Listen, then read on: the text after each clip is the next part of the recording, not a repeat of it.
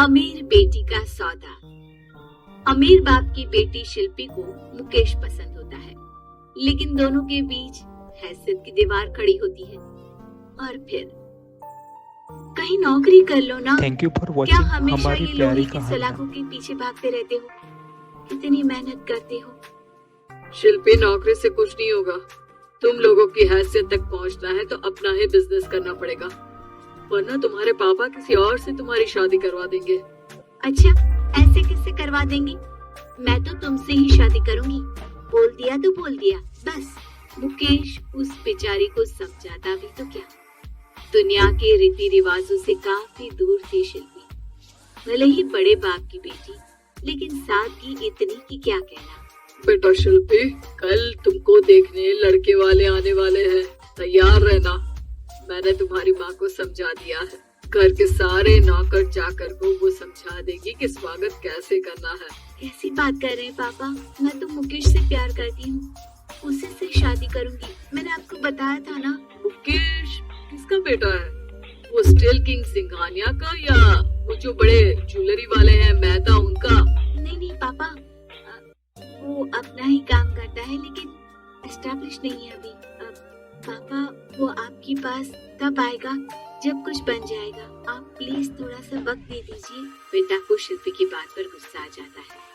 वो उससे कुछ नहीं कहते और शिल्पी की माँ के पास जाते हैं। ये संस्कार देकर बड़ा किया तुमने शिल्पी को, और कैसे मैं किसी भिखारी के साथ उसकी शादी कर दूं? कौन है ये मुकेश?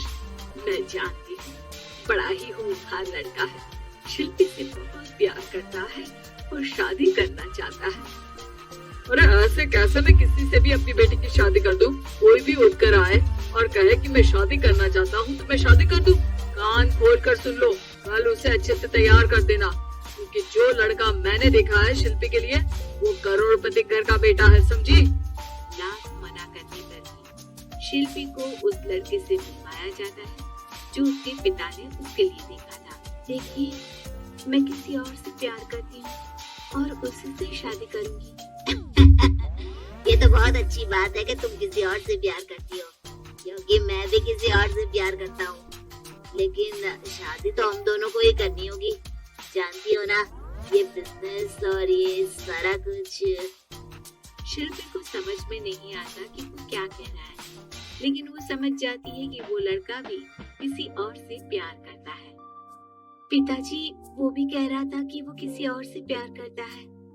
हाँ तो करने दो ना, हमने तो नहीं रोका। तुम अपना देखो, शादी के लिए हाँ कर कर गया है वो। लेकिन क्यों? अरे वो और मैं दोनों ही एक दूसरे से प्यार नहीं करते, फिर शादी क्यों कर ले? पापा, एक बार सिर्फ मेरे कहने पर आप मुकेश से मिल ले। पिता शिल्पी के कहने पर फॉर्मेलिटी के लिए ही सही, लेकिन मुकेश को घर बुला लेते हैं। देखो, ज्यादा वक्त नहीं दे पाऊंगा। ये बताओ कि शादी के बाद कहाँ रखोगे उसे?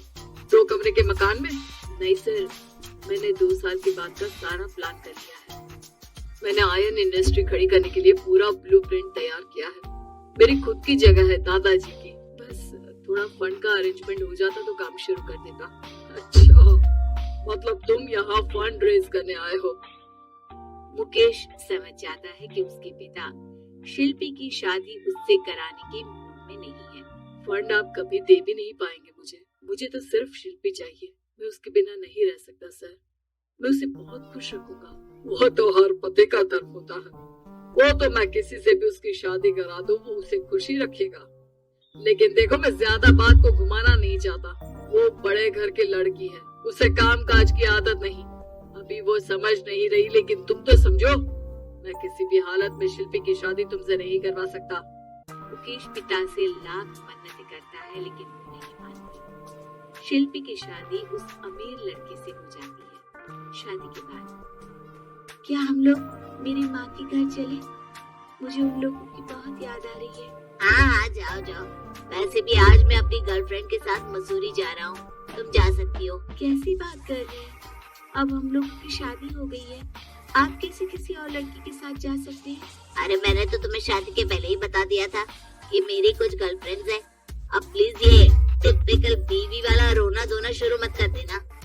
शिल्पी पिता के घर जाती है और माता पिता को सारी बात बता देती है। इतना गंदा इंसान निकलेगा, मैंने तो सोचा ही नहीं था। अरे क्यों कराई मेरे फूल जैसी बेटी की शादी ऐसे घर में। और तो क्या हो गया, शुरू शुरू में हर घर में ऐसा होता है, धीरे धीरे ठीक हो जाएगा। और वैसे भी उन लोगों के साथ हम लोगों की एक बड़ी डील फाइनल हुई है, समझी। उन लोगों से रिश्ता बना कर रखो, तभी पैसों की बारिश होगी। पापा, अब समझ में आया कि आपने मेरे साथ ऐसा क्यों किया। मुकेश आपके सामने गिड़गिड़ा कर गया कि वो मुझे बहुत खुश रखेगा, लेकिन आपने मेरी शादी एक ऐसे लड़के से करा दी जो किसी और लड़के से प्यार करता है और शादी सिर्फ समझौते के लिए कर रहा है। पापा, मैं जा रही हूँ, लेकिन इस घर में कभी पैर भी नहीं रखूंगी।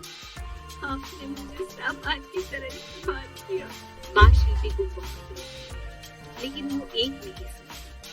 कुछ समय बाद, शिल्पी, मुझे नहीं लग रहा कि अब हम दोनों के बीच ये शादी और रह पाएगी। मैं किसी और से शादी करना चाहता हूँ। वैसे तुम परेशान मत हो ना, तुम्हारे पापा के साथ हम लोगों की डील जो चल रही है ना, वो नहीं रुकेगी। ये तुम बहुत अच्छी लड़की हो। ठीक है, मैं जा रही हूँ। तलाक के पेपर में साइन करूंगी, लेकिन एक शर्त है, मैं कहाँ गई ये बात मेरे पिता तक नहीं पहुँचनी चाहिए। शिल्पी घर छोड़कर चली जाती है।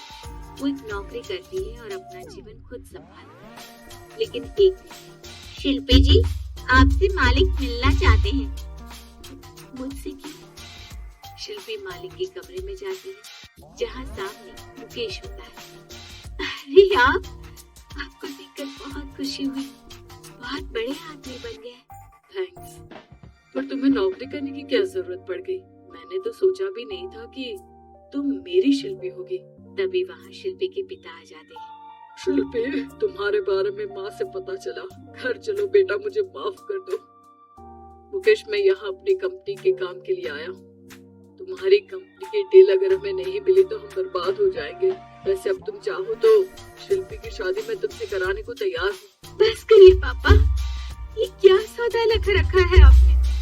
जिस कंपनी से आपकी डील हो, अपनी बेटी की शादी उसी के घर करा देते हैं। शिल्पी मुकेश से माफी मांगती है और वहाँ से जाने लगती है कि मुकेश उसे रोक लेता है। रुको शिल्पी, ये सब कुछ तुम्हारे लिए है। ये कंपनी, ये नाम सिर्फ तुमसे शादी करने के लिए ही खड़ा किया। मैं आज भी तुमसे बहुत प्यार करता हूँ।